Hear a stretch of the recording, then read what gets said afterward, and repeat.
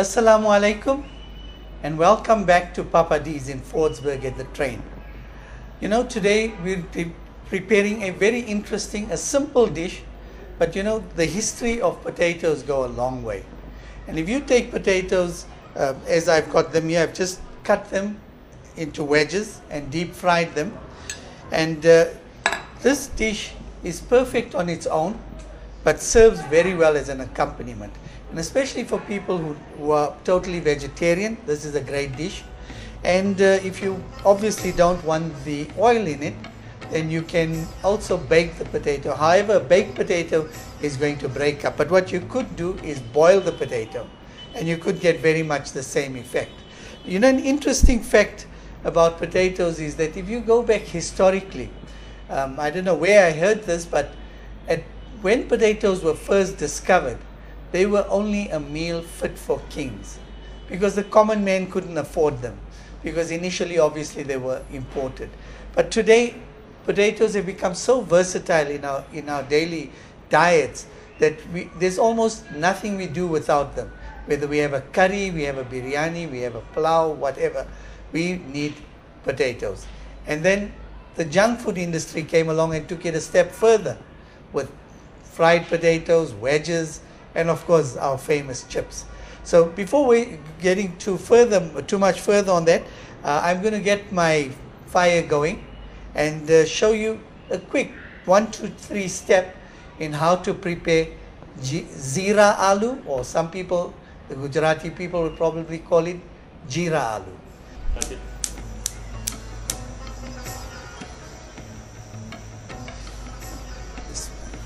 Bismillahir Rahmanir Rahim. You know, it is always good to recite a zikr of Allah while you are preparing your food. It obviously adds more barakah, and your end results are almost assured. So while you're at it, you can recite a nice zikr. I'm using olive oil again, but as I've said earlier, you could use any other oil. My main ingredients here again are just cumin, whole cumin seeds, and because it's Zeera aloo, don't be afraid to use the cumin. The other thing to be a bit careful about is that the Zeera can start splattering, so just be careful that you don't get the splatter all over you. The next ingredient is turmeric, and again it's just a little bit for color and for taste. And then finally our salt. I prefer mixing it all in together.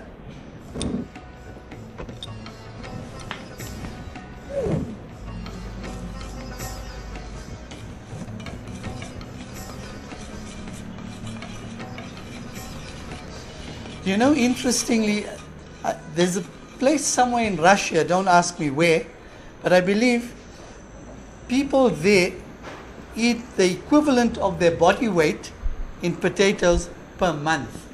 So can you imagine? I would imagine that they must be quite huge, gauging from their diets. But they seem to be doing quite well with that. I just want to get the cumin, the pan sizzling a bit.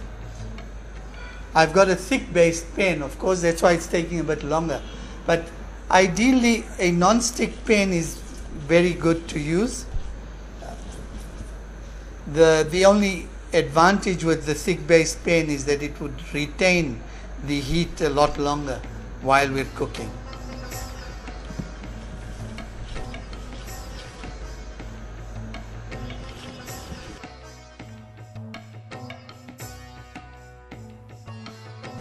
You'll notice my Zeera is just now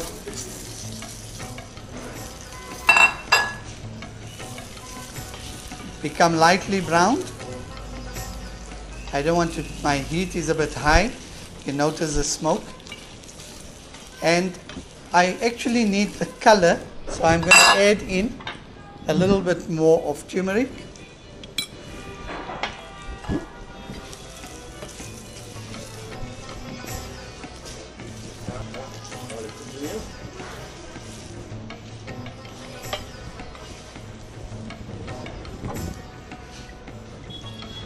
More of that, some more turmeric. turmeric there.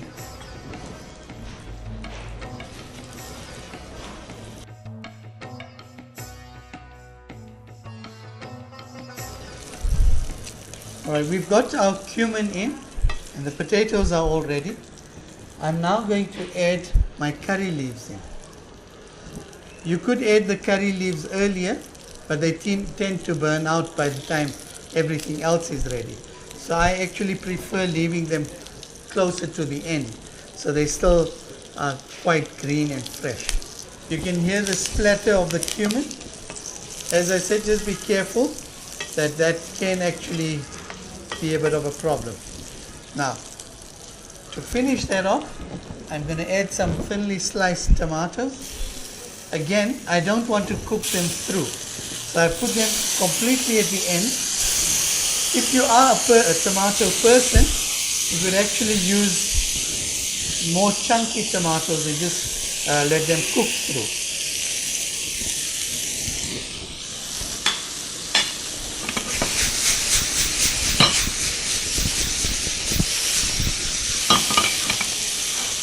You know, interestingly enough, one of the ingredients in vodka is also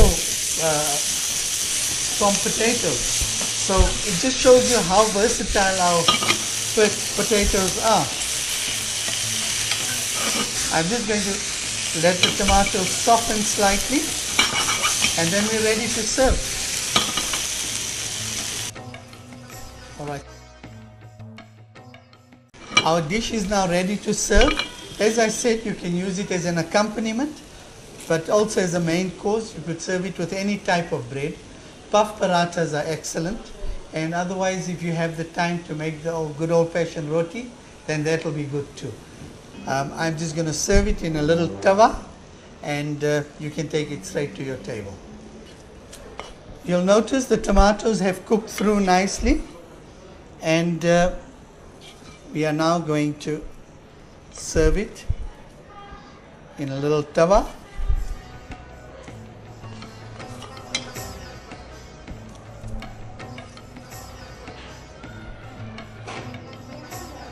I'm just going to garnish this with a sprig of fresh fresh curry leaves.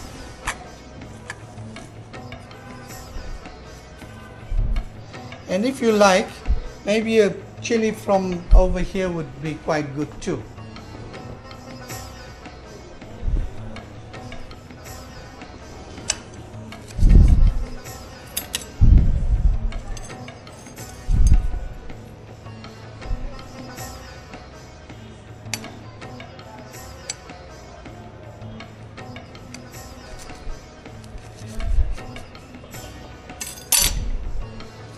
And open it up like a little flower.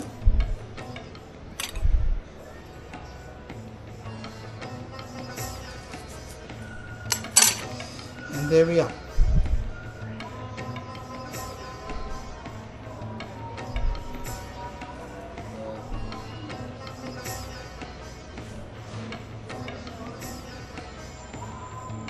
So this is our presentation of Zeera Aloo. Thank you very much for watching this segment, and we'll see you again. Jazakallah khair. Assalamu alaikum wa rahmatullahi wa barakatuh.